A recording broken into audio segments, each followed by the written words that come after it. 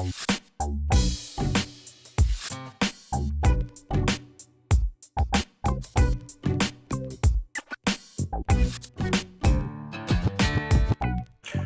guys, welcome to my channel. My name is Fabian. This is felmTV review. Now I know some of you are wondering, why do you call it felmTV?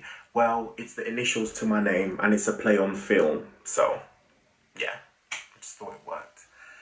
So I'll be doing a review of the first episode of House of the Dragons. I want to make sure I say that right because you know people have been saying some crazy stuff. You hear House of Dragons, House of the Dragons, Dragons of the House.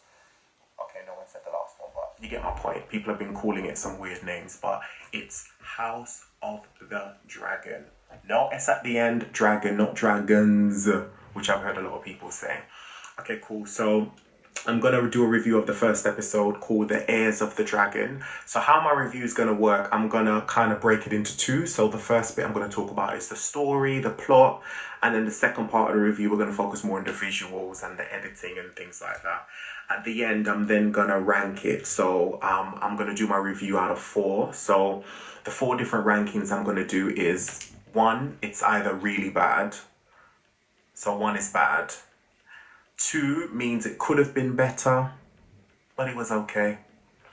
3 means it was good, solid, good, solid. And 4 means it was outstanding. So those are the 4 categories I'll be ranking the episode out of. Cool, so let's get into some things. Okay guys, so the first thing I'm going to talk about is the story. So what I loved about the House of the Dragon. Oh my god, I said it wrong already. Okay. Anyways, what I loved about the first episode. So the first episode is called The Heirs of the Dragon. And I think it was really, really good setup in terms of just letting everyone know who the characters are. So the first thing we saw as the episode began was some description, and it told us that it was taking place 183 years before the birth of Daenerys Targaryen. And I think that's so crucial for them to highlight that. We're going to find out obviously later on throughout the show what's the reason for them announcing that, but I think they really want us to let us know exactly where the story was beginning. And the first scene we see is King Jaehaerys announcing who's going to be his successor because he wanted to prevent a civil war. And then he announced that Viserys was going to take over from him. And you can see the mixed emotions in the room. Some people were quite happy. Some people weren't so happy about it. The 2 that definitely weren't happy was Rhaenyra, who's related to who's also a Targaryen, and she's related to Viserys. And she's actually the one that should really be the next in line because that's her grandfather. So it actually just shows you, obviously, because she's a woman, it wasn't handed over to her. And her husband, Lord Carlos, you can see that he wasn't happy at all. And I think that's going to play a crucial role in how they operate later on in the show. So I think that was really, really good to show.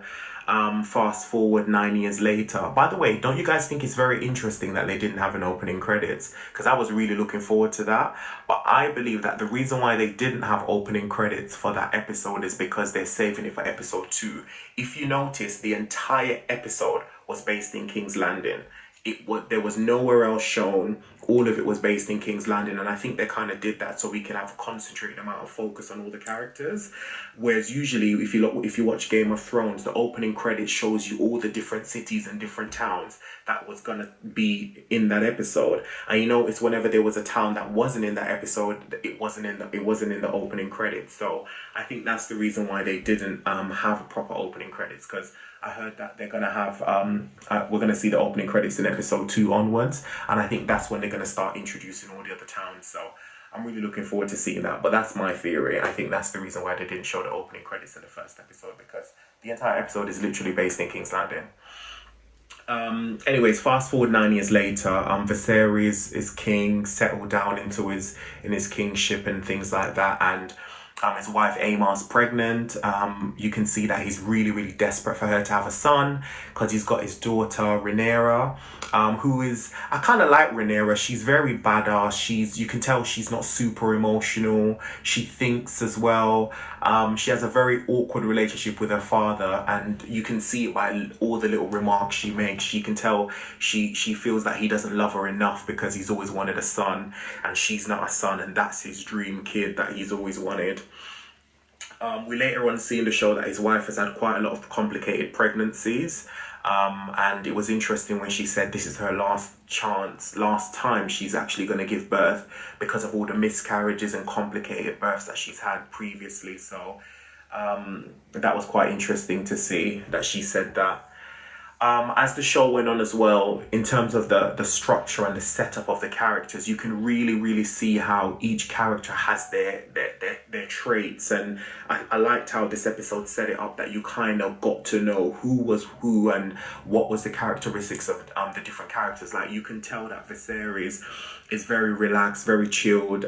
He thinks before he reacts. He doesn't just do things impulsively. He really calculates the outcome of things before he does it. You can see that in just the way he operates. Whereas his brother Daemon is completely impulsive, egotistic, hungry for power, aggressive, angry. He reminds me a little bit of a cross between Joffrey and Ramsay.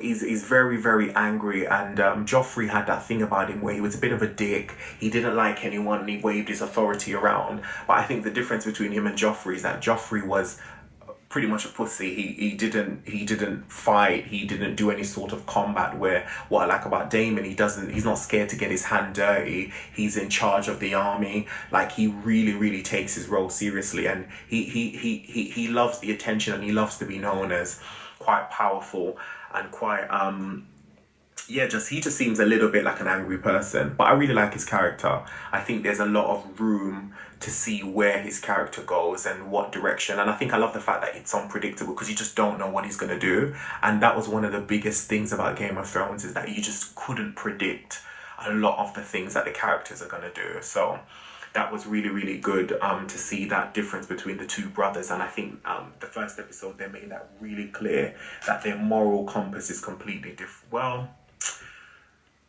is their moral compass really different now that I think about it? Because Viserys, I think the scene when he chose the baby over his wife, that was quite shocking. And it just shows you, like the title of the last series is called The Game of Thrones. They're so hungry, and I think that's the heart of the show, is that they're all hungry for power and hungry to stay in control. And you see that when he had to make a decision to kill his wife to save the baby. I think that was a brutal scene. I loved it as well in terms of just how it developed, and it just shows you that this show is staying true to the gore of Game of Thrones. Game of Thrones is known for the sex, the violence, the gore, and I love that this is staying true to that as well. Another character in the show that's very interesting to me is Sir Otto Hightower. He's the Hand of the King, and you can see he reminds me a little bit of Littlefinger. He's very calculated in everything that he does, and even the position he's in. He's Hand of the King, and his daughter is handmaid to Rhaenyra. And I think that was strategically set up so he has a firm hand on the family. And I think that's why he's threatened by Daemon, because Daemon can't be tamed. Daemon can't be swayed or controlled, and he likes that Viserys listens and reasons and takes his advice. Not all the time, but he's more easier to reason with, and I think he feels threatened by Daemon. But his character is very calculated, and you can see it's dotted throughout the show. Even the fact that after Viserys lost his wife and Aemma died, he was going straight into, okay, who's going to be next in line? It's almost like Sir Otto just wanted to get straight to the point. Who's going to be next in line now that you don't have a son? And also, even the fact that he told his daughter to go in the room and wear one of her mother's dress just to kind of sexually entice Viserys, just shows that he will sell his daughter. And it just shows you he will do anything for power and anything to stay in the position that he's in. And it's just really twisted and messed up, but it just shows you that was the heart of this type of show and Game of Thrones, is the hunger, the passion that everyone has to win, and they will do anything to win. And I think that's really the moral of the whole show. These characters will do anything to win. One thing I would say that I noticed in terms of the story as the plot develops, obviously loads of different things happen. I noticed that it just felt to me that the scene where Daemon was in the brothel and he started doing that speech about how he was going to be the next king, and how Viserys' dead son was king for the day. I just feel like that whole speech and him getting drunk, and I definitely just feel that Sir Otto kind of set him up and he fell for it because he had people there that was obviously spies. I just feel Sir Otto wanted to make sure that Daemon was set up and had no opportunity to come for the throne. And I definitely think he had a hand in that whole scene playing out the way it did. Unfortunately, Daemon fell for the bait. And at the end, you can see that Viserys is like, I'm done with you. He was defending his brother the whole episode, was saying, yes, he's my brother. I love him. He can be tamed. You know what he's doing. To the end, he was like, you know what? You're talking shit about my son, saying that my son is king. You're heartless. And he just had enough. He goes, I'm done. I'm done. Bye. And he kicked his brother out. And you can see the way that's set up. And his brother went to the Vale. That was really, really good in terms of great storytelling. I love the scene as well when Aemma was giving birth and it was cut in between the fight scene and that, and it was just showing you the friction, the explosion, the brutality of both scenes back to back. And I think that's a formula that Game of Thrones was also very good at doing, showing two scenes that correlated and the conflicts, and I think they did that really, really well. So the story was quite solid. We understand now that Rhaenyra is going to be the next in line. So the way they set the story up was really good. So we know that Viserys and his brother are now officially enemies. We know that Rhaenyra is not going to be next in line, and we see how cunning and conniving Sir Otto Hightower is. So this is a great setup. We haven't seen much from Lord Carlis. I mean, you can tell he's a very, very clever guy. He knows his stuff. He's very intelligent, and his wife Rain is I'm interested to see how their storyline play out and kind of know more about her thoughts about not being queen and not getting the throne. So I think we're gonna probably explore those characters a lot more. I love the last bit towards the end as well when Viserys was saying to his daughter, telling her about Aegon the Conqueror's dream, talking about the long winter, which was really interesting because obviously that shows that from back then they knew. They kind of had an idea that the White Walkers and the long night was coming. So it was really, really good tone and setup and reference to Game of Thrones. There's quite a lot of Game of Thrones references in this, which I really, really loved. Now let's go on to the visuals. Okay, guys, the visuals was amazing. Like literally, I loved how the episode started with you just see the camera in the sky panning in the clouds, and then out of nowhere you saw the dragon and Rhaenyra flying the dragon and flying through King's Landing. And if you can see, King's Landing doesn't look that different. It really doesn't, even though it's 183 years. It doesn't look that different. It looked amazing.